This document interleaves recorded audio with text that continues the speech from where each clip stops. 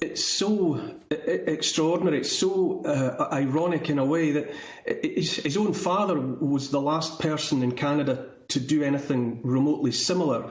In an earlier, iteration of the Emergency Powers, the War Measures Act, and he invoked it in the face of the October Crisis, so-called, in 1970, when a group of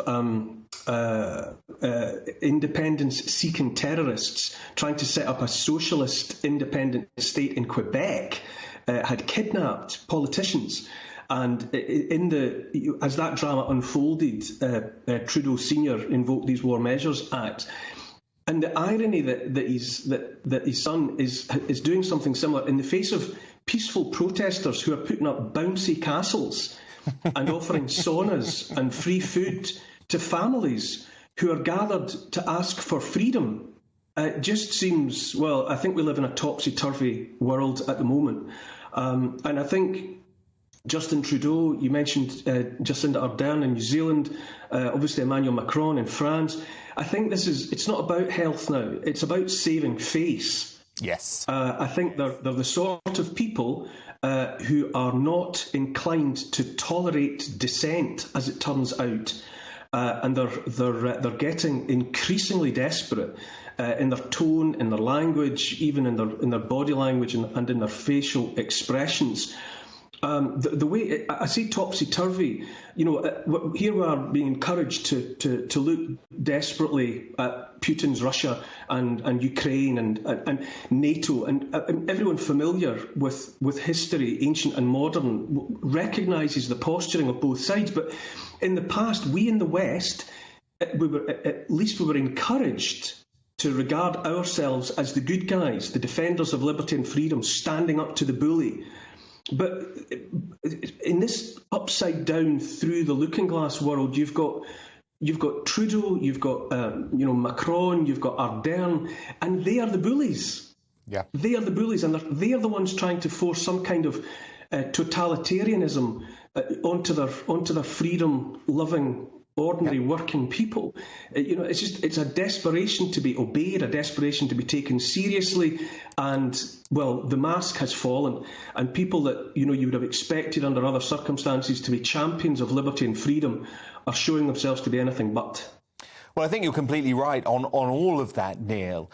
And remember, this is something they've boasted about. They have boasted about the creation of a two-tier society. This is something they are proud of, bizarrely. But I think where their argument is failing, Neil, is that they are trying to present these freedom convoys as something they are not.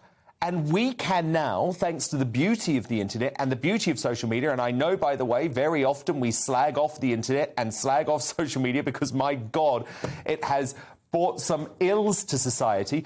But one of the real positive things, Neil, is we're watching this all unfold in real time. And it doesn't matter what Jacinda Ardern says about these folk. It doesn't matter what the mainstream media says about these folk, because we can see what they're doing, and we know what they're doing, and we know they are not far-right, swastika-waving extremists as Trudeau and Ardern are trying to present them as. No, it's unbelievable. I mean, people have taken their children. And it's families that have turned up in support of these protests, and in these viral times, it turns out that freedom is airborne as well, and it's spreading. I think inspired by the Canadian example, that's what you're seeing taking root like a windblown seed in France. Possibly moving on from Paris to Brussels. The protesters camped outside Parliament House in Canberra. The protests that you were showing there in New Zealand, the haka. I mean, how anyone can watch and listen to the haka as a determined declaration of freedom. I mean, it puts the hairs up in the back of my neck every time I see it, and I can't help but wish that I had a haka of my own to contribute to it. And yes, the mischaracterisation of people who just want the freedom to go to the cinema with their children, who just want to be able to go out to the restaurant as families. The idea that the leaders of those countries, those Western liberal democratic countries, would seek to demonise and characterise those people as fascists, as racists, as misogynists, as far-right extremists, it's becoming more and more ridiculous. And I cannot help but think that the seeds that have been planted in Canada, in Europe and elsewhere will flower.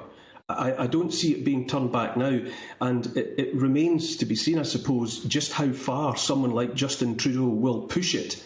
But I don't see any good destination for him at the moment unless he finally finds it within himself to acknowledge that he is in the wrong. Well, Neil Oliver, we will see. We will see. Time will tell. I think the important thing is that the world is watching. And if they try and dismantle these protests with unnecessary force, then we will see it all. Neil Oliver. Yes, if I can just, you're absolutely right. One of the other ironies is that the internet has made it possible for those with a view to totalitarianism to get some of this in train, with centralised currencies or whatever else might be planned. But ironically, it is, as you say, it's the fact that we can see with our own eyes what is happening and who the protesters are in places like Ottawa and in Canberra. We can see the nature of them and we can decide for ourselves whether or not these are extremists or freedom-loving families, and that truth is out there and will not be disguised.